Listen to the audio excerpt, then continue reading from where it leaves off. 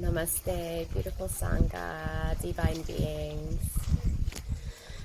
I wanted to come in and share a little bit of my experience of the internal family systems level 3 training that I completed at the weekend on Sunday. It was 5 intense days with Richard Schwartz, who is the founder. He is my hero. He's the one who brought this incredible trauma-informed modality to the world. It's one of the only modalities that in the process of guiding somebody through a talking therapy, we're actually doing one-to-one training. We're guiding that individual that sat in front of us how to create conscious, healthy inner dialogue with themselves, from that self, from soul energy. And in this, we recognize that we are multiple. Our mind is not just one entity, one ego, as it's called. The mind is multiple. We have many different parts of us. And all of those parts hold different beliefs. They hold different fears. And it's really important for us to get to know them, because actually we've been disconnected from them. And so internal family systems is this absolutely beautiful, beautiful journey deeper and deeper and deeper into ourselves, to meet ourselves at that fundamental level, to sit back in our soul and self energy, to learn to connect with our soul and self energy, really to be our soul and self energy, and to connect our parts with the true essence of what and who we are. And within this process, I've come into an even deeper realization, understanding of space holding. And for those of you that kind of follow my work and know what I'm passionate about, you will have heard me talk about space holding and the importance of safe space holding. You know, so many amazing healers, healing facilitators and therapists, practitioners, teachers out there that are supporting humanity in a number of ways. And so many of us have been called to this through our own healing journey, through our own trauma. That desire to hold space for others comes from. And getting to the core of space holding is a question for me. Where does my integrity as a practitioner,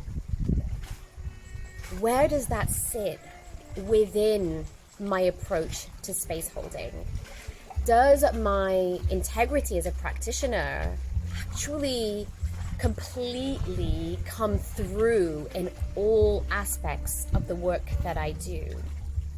What is my integrity? How am I aligning to my values and my principles around the work, the things that really matter to me, the things that really help me to be a practitioner with integrity? Now, integrity for me is not about being at a level or being the best or comparing yourself to anything else. It's a personal embodied practice. So my integrity is my sense of what it is that I desire. It is my journey into evolving myself as an individual, as a practitioner. It's all of that stuff. And it's my understanding of where I want that to be and how that influences my work. And as I've journeyed deeper and deeper and deeper into working on myself, and this training has been such a big part of it, I have understood where I want my integrity to be at such a deep fundamental level. And for me to really hold a truly safe space, I have to get my agenda out of the way as a therapist. And even the subtleties of my agenda, you know, those parts of my agenda that I don't think are part of my agenda, but like, you know, there is fear. There is fear in my system. There are aspects the healing journey that I'm afraid of, or I was afraid of, you know? There are certain clients that, you know, parts of me do worry about, you know, that parts of me are fearful for their own health. There are things that parts of me really want for my clients, want to see them doing, want to see them being. And while all of that has a beautiful intention at the heart of it, fundamentally, a lot of that is steeped in my own agenda. It's steeped in the needs and wants of my own parts, those parts of me that are very much, absolutely have the best interests of me, my clients at heart. And at the same time, when I do the inner work and I look at it, there's fear there, there's worry there, there's desire there. So this is just an example of, for me, how I have come to see the parts of me at a much deeper level, and to understand how those parts might be influencing my journey as a practitioner, my reaction to my clients, you know, my agenda that may be there, that may be held. And so for me, holding space has become really about, first and foremost, tending to my own inner world before I tend to my clients. You always put the safety mask on yourself first before others.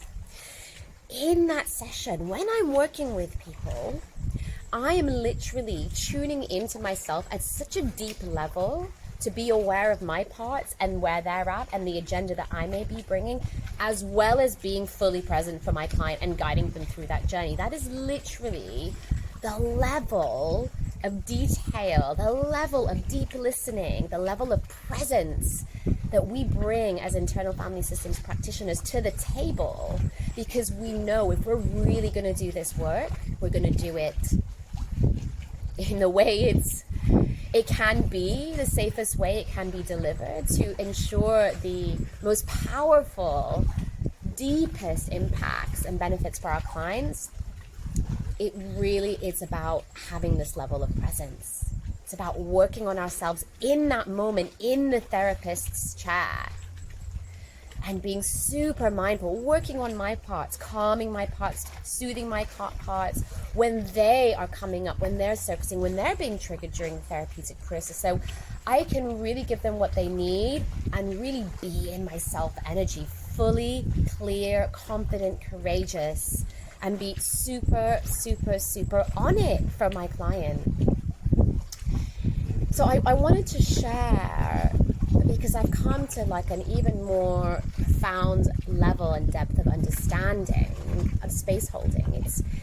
It's first and foremost about our own holding space for ourselves.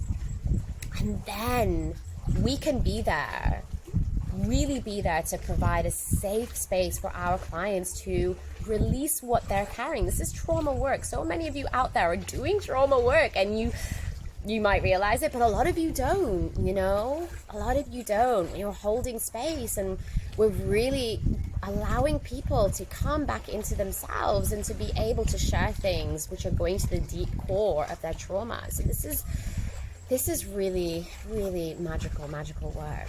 And I'm just so passionate about sharing the tools of trauma healing and making them accessible to everyone, because I know a lot of you out there are doing this work, and I know there's like a 2-year waiting list for internal family systems training.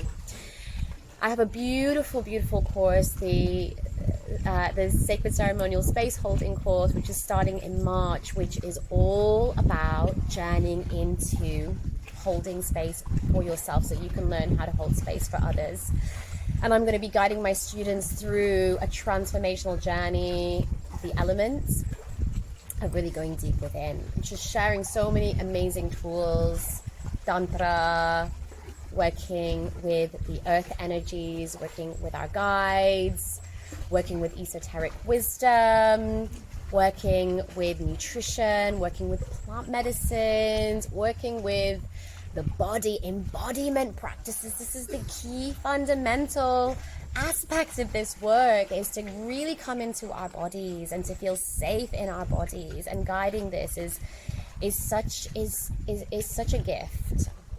So if you want to drop into this new level of holding space for yourself and for your people, please check out my course. I have a few places left. It starts in March. It is a very special container. It's everything that I have learned in my 20 years of journeying into myself, many indigenous practices, everything that you need to be able to facilitate deep healing spaces for those around you, those that you love, those in your community, your partners, your friends, your family members. Oh, it's been such a blessing to be with you. I'm just sending you so much love, my dears.